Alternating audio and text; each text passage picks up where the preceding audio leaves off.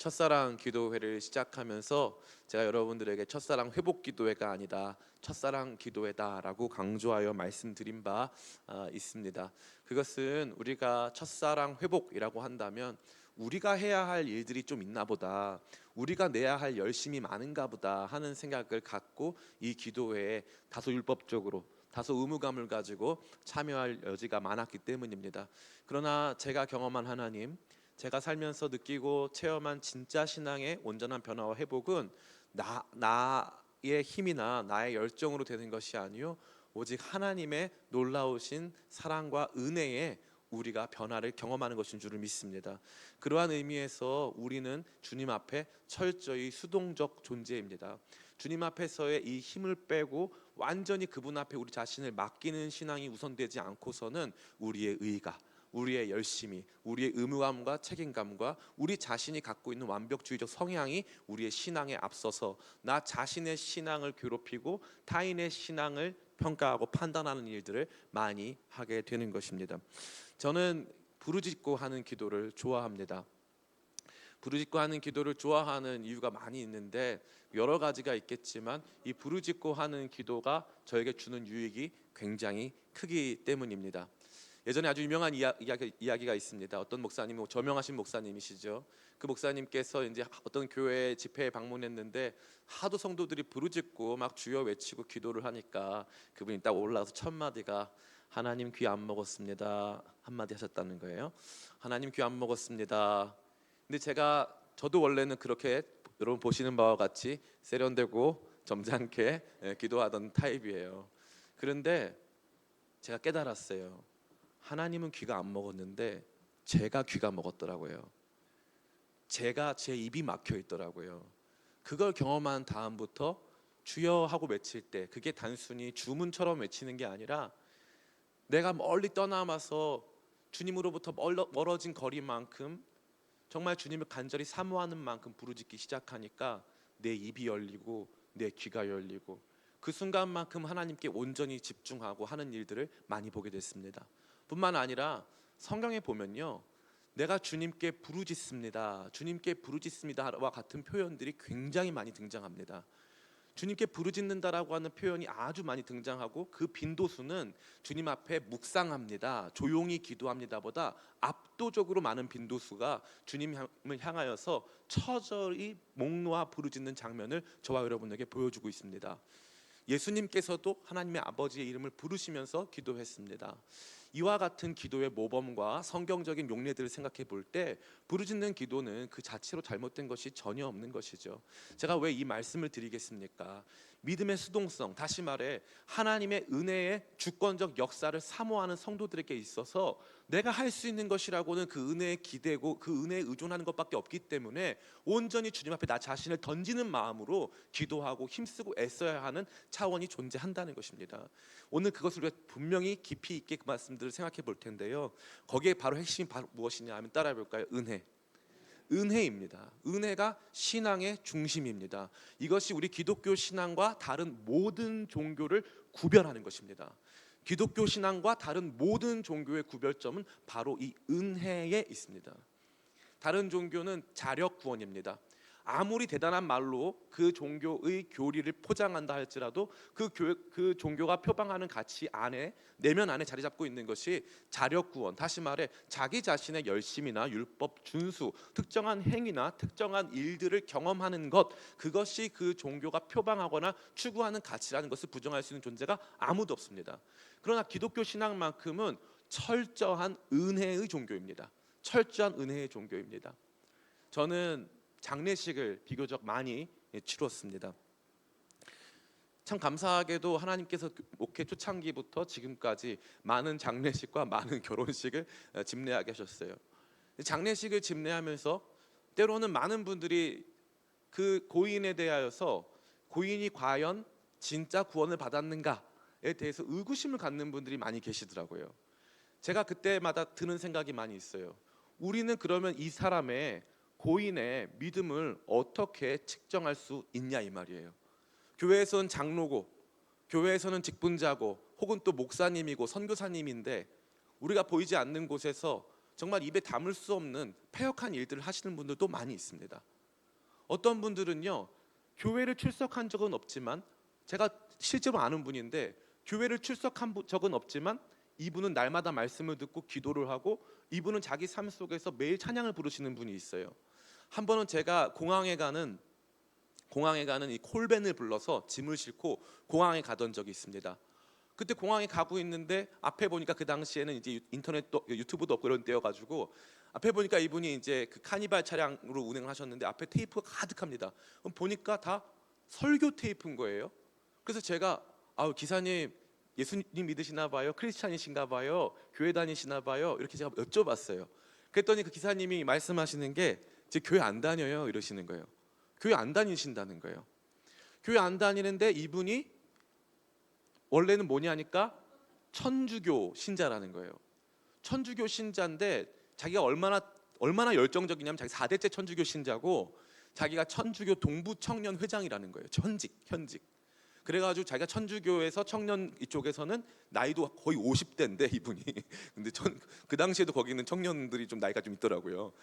근데 그 동부 청년 회장이신데 이분이 하루는 CTS, CBS 설교 방송을 듣다가 너무 은혜를 받아가지고 천주교 신부님들이 들려주는 강론과는 게임이 다르다는 걸 발견하고 이분이 그 다음부터 새벽 미사를 갔다 온 다음에 주일마다 2군데 교회를 다니신대요.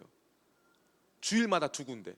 그래서 제가 저한테 크리스찬이냐고 물어보더라고요. 그래서 제가 크리스찬이다 그랬더니 좋은 목사님을 추천해 달래요. 그래서 저기 뭐 가니까 강남에 가보면은 옥땡땡 목사님 하시는 교회가 있다. 그 교회는 20번도 넘게 갔다는 거예요. 저 강북에 가면 무슨 교회가 있다. 그 교회는 30번 넘게 갔다는 거예요. 안 가본 교회가 없으신 거예요. 말씀에 목마르대요. 이 좋은 말씀을 왜 사람들이 안 듣는지 모르겠대요. 자기가 4대째 천주교이니까 교회를 못 옮기는데 자기의 마음은 우리 개신교 형제들 정말 부럽다는 거죠. 우리가 누군가의 믿음을 어떻게 판단할 수 있겠습니까? 제가 그래서 장례식을 치를 때는 전 담대하게 하나님의 은혜에 맡겨드리고 구원을 선포합니다. 제가 할 수 있는 건 그거밖에 없어요. 담대하게 주님의 은혜에 고인을 맡겨드리고 선포하는 것뿐이에요. 예수님 오른편에 있었던 강도, 사실 오른편도 아니고 왼편도 아니거든요. 거기에는 그런 표현이 없는데 우리가 오른쪽을 좋아하다 보니까 우편강도 해가지고 우리가 이렇게 습관적으로 말을 하는데 예수님 오른쪽에 있던 강도가 어떻게 됐습니까? 그 사람 강도짓하고 살인했던 사람입니다. 예수님 오른편에서 예수여 주의 나라 임할 때 나를 기억하여 달라고 고백했어요. 예수님 뭐라고 말씀하셨습니까? 오늘날 네가 나와 함께 낙원에 있으리라 구원을 선포하셨다니까요. 우리가 받는 모든 것은 이 은혜에 기초하고 있습니다. 자랑할 게 아무것도 없고요. 우리 자신이 이 은혜에 대한 감각, 이 은혜가 어떠한 것인가를 자꾸 놓치기 시작하면요, 어떤 성도가 되냐 하면요, 싸나운 성도가 돼요. 싸나운 성도. 그래서 다 은혜구나, 아무것도 없어도 괜찮구나, 하나님께서 다 주신 거구나 라고 하는 하나님 앞에서의 부채감, 하나님 앞에서의 채무감, 하나님이 주신 건데 내가 당연히 해야지 라고 하는 그 채무감, 이게 없으면은 우리 안에서는요 자꾸 자기를 주장하고 자기의 노력과 수고와 희생에 대해서 민감하게 반응하는 일들을 하게 된다는 것입니다. 오스왈드 챔버스라는 목사님이 주님은 나의 최고봉이라고 하는 이 책에서, 묵상집에서 이렇게 말씀하셨어요. 참된 봉사는 나로서는 아무런 이유가 없고 주님께서는 아무런 설명을 하실 필요가 없다. 참된 봉사에는 내가 그것을 해야 한다는 다른 그 어떠한 의무사항이나 그 어떠한 이유가 없는 거예요. 그냥 하면 된다는 거예요. 그리고 주님께서는 그것에 대해서 설명해야 할 그 어떤 책임도 없으시다는 거죠. 은혜가 작동하기 시작하는 성도들의 삶에는 그런 것들이 나타나기 시작한다는 것입니다. 저는 이와 같이 우리의 신앙에 있어서 가장 중심적인, 그리고 하나님 사랑에 있어서 하나님이 가지신 사랑의 감정적 측면을 가장 극단적으로 보여주는 이 은혜에 대해 저와 여러분이 오늘 잠시 나누는 시간을 갖기를 원합니다.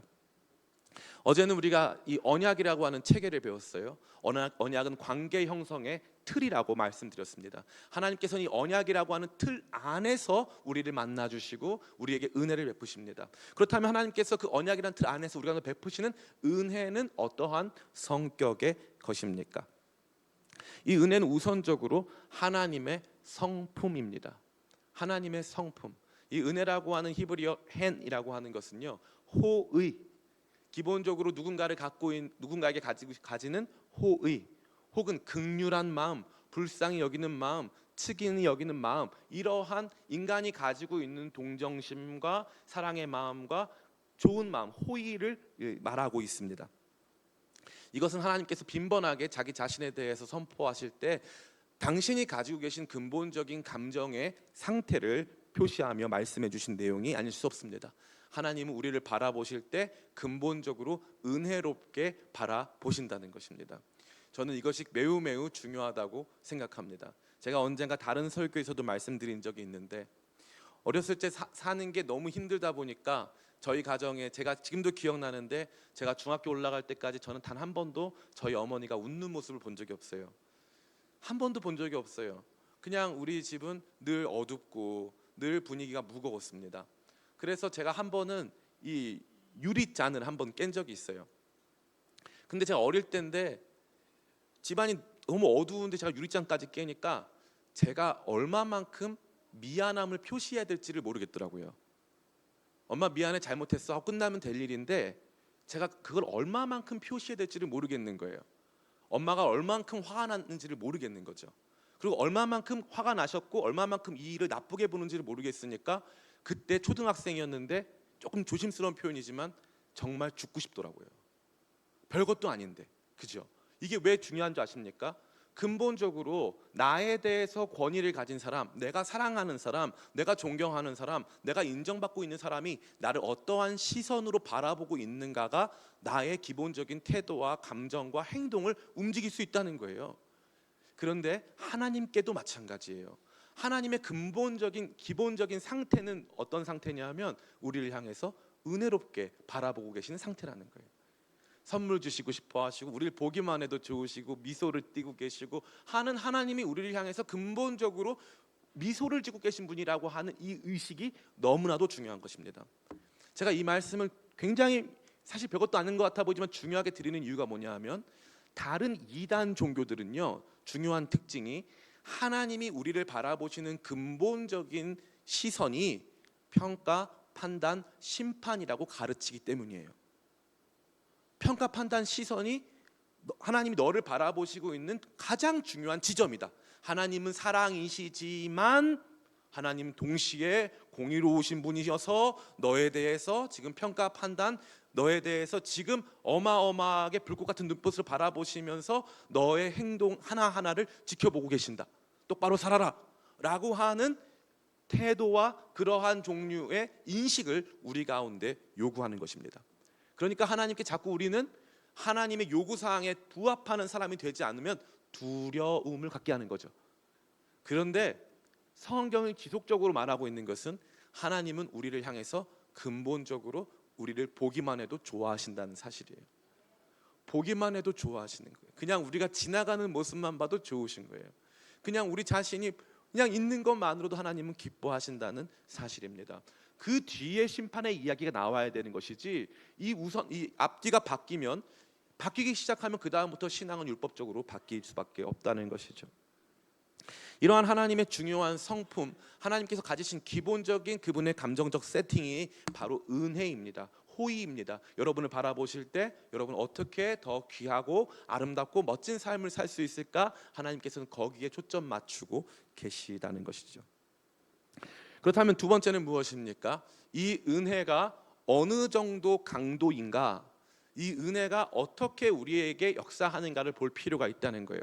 하나님의 놀라우신 성품, 하나님의 가장 기본적인 사랑의 세팅이 은혜라고 되어 있는데, 그러면 이 은혜가 어느 정도인가? 이 은혜는요, 따라해 볼까요? 무조건, 무논리. 이 은혜는 무조건 무논리예요. 무조건 무논리. 이걸 꼭 기억하셔야 돼요. 은혜를 조건적으로 선포하면 안 됩니다. 은혜는 무조건적이에요. 무조건적 은혜예요. 하나님 안에서 작동하는 무조건적인 은혜가 있다라는 것입니다. 오늘 말씀을 같이 한번 보겠습니다. 우리 5절부터 이제 전체 다 같이 한번 읽어보겠습니다. 5절부터 10절까지 같이 읽겠습니다. 시작. 여호와께서 사람의 죄악이 세상에 가득함과 그의 마음으로 생각하는 모든 계획이 항상 악할 뿐임을 보시고 땅 위에 사람 지으셨음을 한탄하사 마음에 근심하시고 이르시되 내가 창조한 사람을 내가 지면에서 쓸어버리되 사람으로부터 가축과 기는 것과 공중의 새까지 그리하리니 이는 내가 그것들을 지었음을 한탄함이니라 하시니라. 그러나 노아는 여호와께 은혜를 입었더라. 이것이 노아의 족본이라. 노아는 의인이요 당대의 완전한 자라. 그는 하나님과 동행하였으며 세 아들을 낳았으니 셈과 함과 야벳이라. 이 말씀은 마치 롤러코스터와 같습니다. 왜 그렇습니까? 하나님께서 이제 창조하신 지 창세기가 시작한 지 6장밖에 안 됐어요. 창세기 시작한 지 6장밖에 안 돼서 하나님께서 다 쓸어버리시겠대요. 얼마나 하나님께서 마음이 아프셨으면 하나님께서 다 쓸어버리시겠다고 말씀하셨습니다. 이 말로 할 수 없는 하나님의 엄유하신 심판 앞에 이 노아라고 하는 한 사람이 등장합니다. 우리는 노아에 대해서 생각할 때 언제나 노아에 대한 설명, 즉 구절에 입각하여 노아에 대해 생각합니다. 노아는 이와 같은 평판을 얻고 있습니다. 이것이 노아의 족본이라. 노아는 의인이요 당대의 완전한 자라. 그는 하나님과 동행하였으며. 이렇게 되어 있어요. 그러니까 세상 모든 사람들이 죄악을 향해서 달려가고 있었는데 노아만큼은 의인이고 완전한 자고 하나님과 동행하였기 때문에 하나님께서 그에게 은혜를 베푸셨다 하는 인과관계를 우리가 설정하는 것입니다. 근데 성경은 8절이 먼저입니까? 9절이 먼저입니까? 8절이 먼저죠. 노아가 아무리 하나님 앞에서 의롭게 살았다 한들, 하나님 앞에서 어마어마한 의를 가지고 있었다 한들 하나님의 은혜 없이는 아무것도 아니라는 것입니다. 은혜가 필요 충분 조건이라는 거예요. 은혜가 가장 중요한, 하나님께서 노아 가정을 구원하시기로 한 이유는 무논리라 그랬죠. 노아가 의로웠기 때문이 아니에요. 노아가 완전했기 때문이 아닙니다. 노아가 하나님과 동행했기 때문이 아니에요. 은혜가 먼저 있었기 때문입니다. 하나님이 노아를 향해서 바라보시는 긍휼과 하나님께서 노아를 구원해야겠다라고 하는 하나님의 선의가 먼저 있었다는 것입니다. 이것이 우리에게 받아들여지기 가장 어려운 요소예요. 가장 어려운 요소. 그러나 제가 여러분에게 100번, 만번, 1000번 제가 만약에 이러한 설교를 했다는 이유만으로 뭔가 이 지탄을 받아야 한다면 저는 100번, 1000번도 받을 수 있습니다. 은혜는 무논리입니다. 은혜가 먼저예요. 은혜가 있었기 때문에 그의 삶에 이와 같은 삶의 결과가 있었을 수도 있고, 아니면 그가 그렇게 살아본다 할지라도 은혜가 없었으면 그에게는 이와 같은 놀라운 구원의 역사가 없었을 수 있습니다. 그에게 필요한 것은 은혜였다는 거죠. 어마어마한 심판 앞에 놓여진 인간들의 삶 속에 하나님께서는 노아를 향해서 은혜를 가지셨다는 거예요. 이게 우리한테 왜 부딪힘이 있냐면은 노아는 그래도 뭔가 좀 자격이 있지 않았을까요? 노아는 조금 더 그래도 뭔가 이러한 은혜를 받을 만한 합당한 모습이 있지 않았을까요? 그렇게 되는 순간 우리는 노아의 의로움을 하나님의 은혜보다 더 정당한 것으로 여기는 우를 범할 수밖에 없는 것입니다. 이것이 은혜의 수준이에요. 하나님께서 창조하신 세상에 대한 심판에 대한 권리가 있으실까요? 없으실까요? 예, 있으십니다. 하나님이 만드신 세상이니까 하나님 심판하실 수 있는 권리가 있으세요. 그런데 하나님께서 노아를 택하셨습니다. 그것은 노아의 의로움 때문만이 아니라 하나님께서 노아에 대해서 은혜를 베푸시기로 결정했기 때문입니다. 이것이 바로 하나님의 성품 은혜가 작용하는 수준이라는 거예요. 그러면 이것을 저와 여러분에게 대입해보면 답이 나옵니다. 답이 나와요. 내가 아무리 열심히 해도, 내가 한 번도 죄를 짓지 않는다 할지라도, 나 자신이 절대적으로 단 한 번도 그 어떠한 실수도 없이 산다 할지라도 하나님의 은혜 없이는 우리는 심판받아 마땅한 존재라는 것입니다. 내가 심판받아야 하는 존재라고 하는 인식 없이 그분께서 베푸시는 무조건적이고 무논리에 가까운 그 어떠한 추론도 함부로 우리가 할 수 없을 만한 그러한 은혜의 수준을 우리가 받을 수 없는 거예요. 나는 하나님의 은혜 없이는 아무것도 아닌 존재다. 이것을 단순히 제가 여러분에게 강요하고 여러분 자신에게 계속적으로 강조한다면 아마 여러분 마음 안에는 목사님 이제 그만하세요. 예, 알겠습니다. 많이 들어왔습니다. 하는 마음이 드실 거예요. 그런데 어느 날 여러분이 기도하는 가운데서 여러분이 살아왔던 지난 삶의 모든 시간들과 여러분이 어떠한 존재인가에 대한 여러분의 죄된 본성을 발견하는 날, 하나님이 왜 나를 구원해야 할 이유가 있으실까를 생각해 본다면 그때부터 답이 나오는 겁니다. 하나님은 나를 구원해야 할 이유가 없어요. 하나님은 나를 구원하셔야 할 이유가 없다는 거예요. 그런데 왜 나냐는 거죠. 왜 하필이면 나야?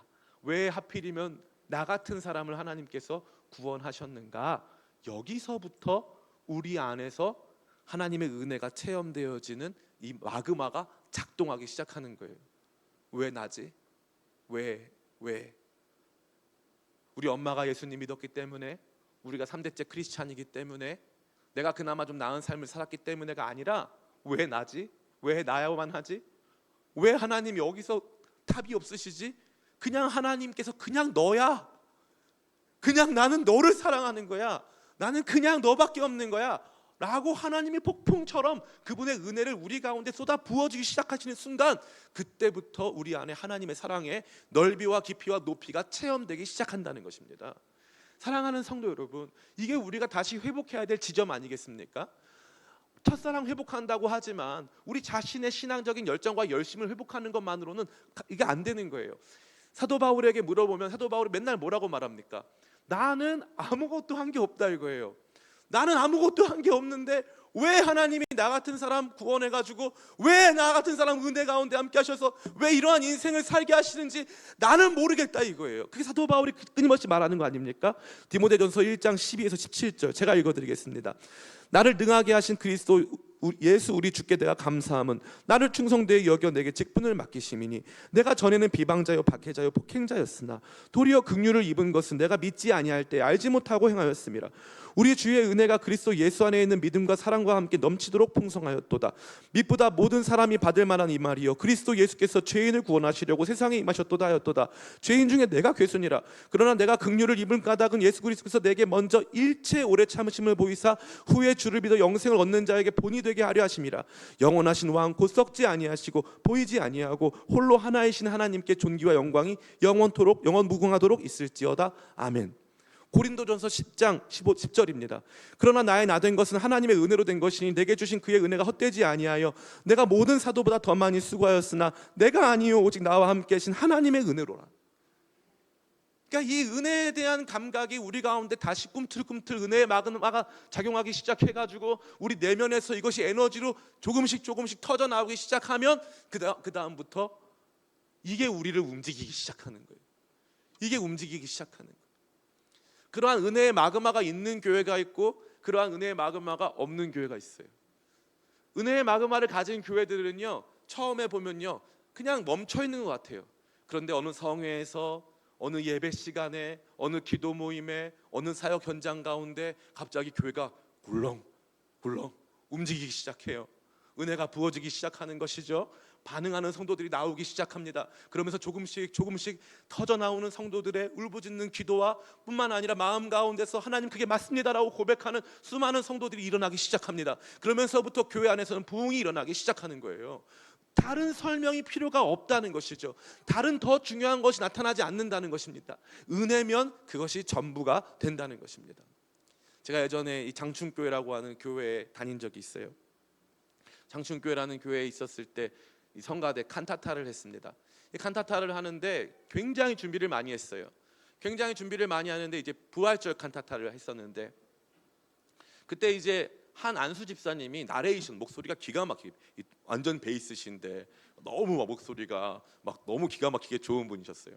그분이 막 이렇게 나레이션을 너무 잘 준비해서 하시는데 갑자기 그분이 나레이션을 너무, 저는 리허설까지 다 같이 했기 때문에 다 봤는데 말을 못 이으시는 거예요. 우리 주님이 살아났다는 그 표현을 하셔야 되는데 말을 못 이으시는 거예요. 갑자기 눈물을 툭툭 흘리면서 말을 못 이으시는 거예요. 그러니까 성가대원들 전체가 그때 불렀던 찬양이 하나님의 어린 양 아름다우신, 이걸 부르는데 성가대 전체가 노래를 못하는 거예요. 모든 사람들 마음 안에서 이게 움직이기 시작하는 거예요. 움직이기 시작하는 거예요.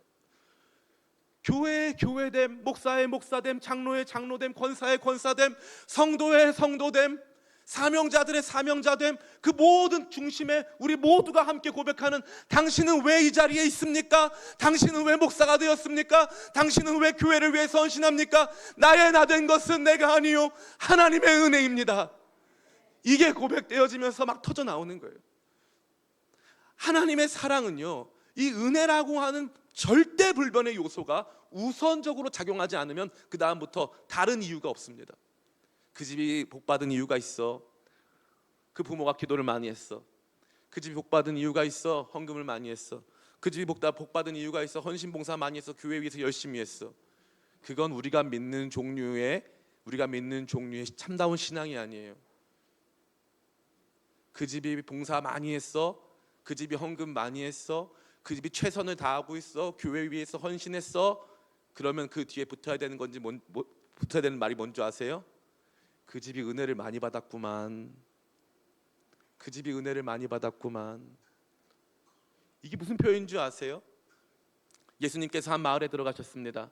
한 마을에 들어가니까 그 마을 안에 이 죄 많은 한 여인이 있었어요. 예수님이 이 바리새인 시몬의 집에 들어가니까 죄 많은 한 여인이 예수님을 따라왔어요. 근데 예수님 따라왔는데 바리새인 시몬이 예수님께 발 씻을 물도 주지 않고 예수님을 홀대하면서 자기 집에 모신 거예요. 그 여인이 자기를 구원하신 예수님을 홀대하는 바리새인 시몬을 보니까, 누가복음 7장 이야기입니다. 보니까 마음이 너무 아픈 거예요. 그래서 예수님의 발 쪽으로 다가가서 눈물을 흘리고, 자기 더러운 눈물이 예수님의 발에 흐르니까 자기 머리를 풀어서 예수님의 발을 닦아드리고 거기에 자기가 가장 소중하게 여기는 향유를 들이부어요. 그 사람들이 막 놀라는 거예요. 예수님 뭐라고 말씀하십니까? 저 여자는 받은 은혜가 많아서 사랑함이 크다 라고 말씀하세요. 우리의 헌신 봉사가 주님의 어떠한 것을 받기 위한 것이 아니고 받았기에 드리고 싶은 거예요. 받았으니까 드리고 싶은 거, 받았으니까 내 인생을 드리고 싶은 것입니다. 사랑하는 성도 여러분, 은혜가 작용하는 것이 이와 같이 중요하고요, 하나님의 은혜가 신앙의 중심이고 하나님 사랑에 있어서 가장 중대한 특징입니다. 왜 나 같은 사람한테 왜 하나님께서 이러한 은혜들을 주셨는가를 깊이 묵상해야 할 필요가 있는 것이죠. 노아가 방주에 타고 노아가 구원받은 이유가 노아 자신의 의로움이나 완전함이 아니고 노아는 하나님께 은혜를 입었도다 라고 하는 하나님 은혜가 우선했고 하나님 은혜가 필요 충분 조건이었음을 저와 여러분들이 다시 한번 기억해야 할 필요가 있는 것입니다. 그렇다면 이 은혜가 뭔지 아세요? 이 은혜가 저와 여러분에게 소망이에요. 은혜만이 소망이에요. 우리가 평생 앞으로 살아가는 동안 죄를 많이 지을까요? 의를 많이 행할까요? 우리가 아마 죄를 더 많이 지을 거예요. 마음속으로 짓는 죄, 입으로 짓는 죄, 손으로 짓는 죄, 발로 짓는 죄. 우리 안에는 소망이 없음을 인정하는 거예요. 하나님의 사랑만이 나를 온전케 하고 하나님의 값없이, 조건 없이, 무논리로 그냥 나를 사랑하기로 결단하셔서 끊임없이 부어주시는 그 사랑만이 우리의 소망임을 여러분 발견하시기를 축복합니다. 이것이요, 단순히 우리 자신에게 이렇구나라고 하는 신앙에 대한 패턴을 알게 하는 것을 넘어서서 저와 여러분들이 하나님을 인격적으로 대하면서 그분의 감정을 공감하는 데에 매우 중요한 역할을 합니다. 매우 중요한 역할을 해요. 왜 그렇습니까? 하나님이 나를 사랑하신다라고 하는 것, 나를 조건 없이 은혜로 사랑하시고 내가 범죄하였어도 하나님 나 절대 안 버리신다라고 하는 마음을 갖는 건 너무너무 중요한 거예요. 너무너무 중요한 겁니다. 이거 없으면은 은혜의 회복 탄력성이 떨어져요. 그러면 조금씩 죄, 또 세상 풍파 그거 맞이하면서 내 마음이 굳어지고 은혜에 반응하지 못하는 사람이 되기 쉽다는 것입니다. 하나님이 저와 여러분들을 근본적으로 어떠한 마음으로 바라보시는가 하는 것이 있는데 따라해 볼까요? 불쌍히 여기심. 불쌍히 여기심. 하나님께서 저와 여러분을 불쌍히 여기시는 거예요. 예를 들어 여러분들이 거리를 지나가고 있습니다. 거리를 지나가고 있는데 사람들이 막 둘러싸여 가지고 이제 한 사람이 폭행을 당하고 있어요. 가만히 봤더니 그게 우리 아들이에요. 우리 딸이에요. 사람들이 막 뭐라 뭐라 해요. 여러분 마음에 어떤 마음이 듭니까? 아, 제가 좀 맞을 짓을 했나 보다. 그리고 저렇게라도 혼이 나야 정신 차리지. 이렇게 생각하실까요? 마음에 갑자기 끓어오르는 마음이 생기지 않으실까요? 왜 그러지? 그리고 저 상황을 당하고 있는 그 아이와 여러분 깊이 공감하지 않으실까요? 마음 안에서 동일한 마음이 일어나지 않으실까요? 그가 당하고 있는 고통을 함께 그 부모가 당하지 않을까요? 여러분이 고난받을 때 하나님이 동일한 마음으로, 하나님의 은혜는 그거예요. 긍휼인데, 긍휼은 주님께서 히브리서 4장에 말씀하신 대로 우리에게 있는 제사장은 우리의 아픔을 체휼하지 못할 뿐이 아니시고 친히 우리와 같이 되셔가지고 우리의 아픔을 체휼하여 아셔서 우리를 공감하시는 분이라고 되어 있단 말이에요. 그러니까 주님의 은혜는요, 단순히 우리를 그냥 이렇게 예쁘게 보시는 수준이 아니라 우리가 죄악 가운데 시달리고 세상 속에서 시달리고 공허와 고독과 우울 속에 시달리고 있을 때 하나님께서 아파하시고 슬퍼하신다는 거예요. 그게 하나님 은혜의 핵심 중에 핵심입니다. 하나님의 마음을 공감하는 건 이와 같이 중요한 거예요. 은혜를 가지신 하나님, 우리에게 호의를 가지신 하나님, 우리를 바라보시는 하나님의 마음이 그와 같다는 거예요. 여러분을 불쌍히 여기신다는 거죠. 제가 한 번은 동영상을 하나 봤는데 어떤 동영상이었냐면 밑에 자막에 댓글이 써 있더라고요. 아기가 할머니한테 카톡 보내가지고 할머니, 아빠가 집에 있는데 저 밥 안 먹어서 굶고 있어요. 근데 그 집 현관 CCTV예요. 할머니랑 할아버지랑 음식을 사서 이렇게 와가지고 이렇게 와서 배를 딱 눌러요. 배를 딱 누르니까 할아버지가 한 걸음 뒤로 물러서 음식 들고 뒤로 물러서고 할머니는 문을 열면서 들어가자마자 자기 아들 발로 차면서 들어가요. 발로 차면서 들어가서 우리 손주 왜 밥을 굶겼냐 이거죠. 왜 밥을 굶기냐? 왜 밥 굶겨? 하면서 혼내면서 들어가는 거예요. 거기에 뭐가 일어난 거예요? 왜 우리 손주 밥 굶어야 되네? 하는 그 애절하고 안타까운 마음이 있는 거예요. 할머니가 굶었어요? 손주가 굶었어요? 손주가 굶었는데 왜 할머니가 화를 내죠? 하나님이 저와 여러분을 은혜로 바라보신다는 건 그거예요. 여러분의 삶에 공감하시고 여러분의 삶의 어려움과 형편을 돌아보실 뿐만 아니라 여러분과 하나 같은 마음으로 여러분의 고통에 참여하시고 아픔에 참여하고 계시다는 거예요. 이 하나님이 여러분을 이만큼 사랑하신다는 것이 은혜고 이것은 무논리 무조건이에요. 무논리 무조건. 이 말씀 마칩니다.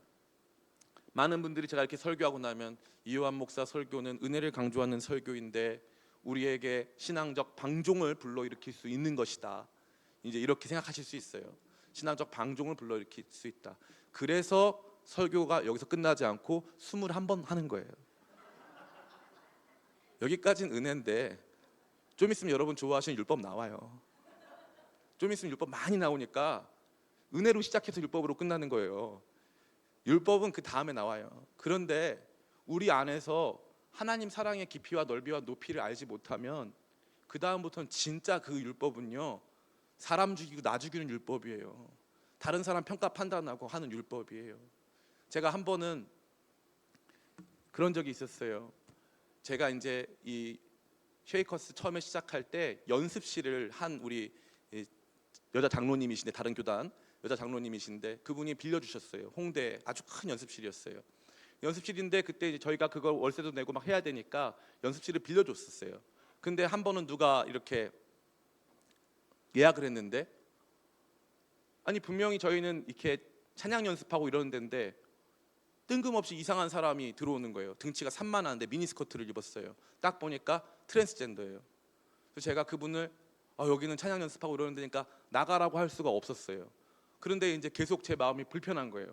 분명히 장로님이 빌려주실 때는 여기서 찬양도 연습하고 예배도 준비하고 하라고 빌려줬는데 우리가 자꾸 여기에서 이렇게 하면 안 되겠다라는 생각이 많이 들었어요. 근데 하나님께서 저한테 말씀하시는 거예요. 요한아, 제자들이 성령 충만 받고 그 다음에 빌립이 나가서 전도했는데 처음으로 영접한 사람이 누구냐 저한테 물어보시더라고요. 그때 제가 이제 깨달은 게 뭐냐면 그 에디오피아 넷이에요. 이 에디오피아 넷이는 원래대로 하면은 성전에 들어갈 수가 없어요. 하나님 백성에서 끊겨진 자예요. 근데 이사야서 55장에 보니까 그때에, 이 좀 조심스러운 표현이지만 그때에 고자된 자들도 다 나와서 예배한다고 되어 있고 빌립의 전도에 의해서 에디오피아 내시가 제일 먼저 회심하고 거기에서 꺼리낄 것이 무엇이냐 하면서 거기서 바로 침례를 받아요. 세례를 받습니다. 제가 그걸 깨달은 다음부터 저런 사람들도 구원받을 수 있구나라는 것을 알게 됐어요. 저도 여러분들 못지않게 율법적이에요. 한 번은 저희가 다른 교회에서 또 청년들 모여서 하는 집회를 했어요. 한 자매가 오프숄더, 이 어깨가 다 드러나는 옷을 입고 교회에 온 거예요. 그러니까 그 교회 권사님이 그 자매를 불러다가 교회에 올 때는 그런 옷 입으면 안 돼라고 말을 한 거죠. 저도 공감했어요. 또 한 번은 저희 교회에 전신 타투를 한 사람이 왔어요. 전신 타투를. 그때 제 마음이 불편했어요. 걔에 대해서 축복해 줄 수가 없었어요. 또 한 번은 제가 집회를 갔더니 프랑스에서 온 친구인데 그 친구도 전신 타투를 했는데 여기 보니까 존 3:16 요한복음 3장 16절 써 있고 오직 믿음으로 써 있고 진짜예요. 그냥 완전 전신이 다 그 타투예요. 우리 안에는 언제나 그러한 신앙적인 모습을 율법적으로 규정하고 믿는 사람이 이래야지 라고 하는 생각이 많아요. 은혜에 기초하여서 하나님은 누구라도 구원할 수 있다. 하나님의 은혜는 무조건 무논리. 무조건 무논리. 물론 그 은혜가 임하면 바뀌어요. 그러나 그 은혜가 임하는 방향은 우리가 예측할 수 없어요. 그러니까 제일 중요한 이 은혜에 대한 감각, 그리고 은혜가 얼마만큼 하나님께 중요한 요소이고 하나님이 우리를 얼마만큼 공감하시는 요소인지를 알지 못하면 저와 여러분들 신앙 안에 이 유연함이 떨어지고 신앙 속에서 기쁨이 없어지는 것입니다. 오늘 이 밤에 기도하는 가운데 하나님께서 다른 누구도 아닌 나를 그와 같은 무조건 무논리로 사랑하시고 나를 그러한 시선으로 바라보시고 나와 함께 공감하시고 아파하시는 하나님의 은혜를 당신의 성품 삼으시고 그 은혜를 멈추지 않겠다 약속하신 그 말씀을 마음에 깊이 새기고 은혜의 마그마를 다시 회복하는 저와 여러분 다 되시는 그러한 시간 되시기를 예수님의 이름으로 축원합니다. 우리 합심 기도 제목 한번 띄워봐 주시겠습니까?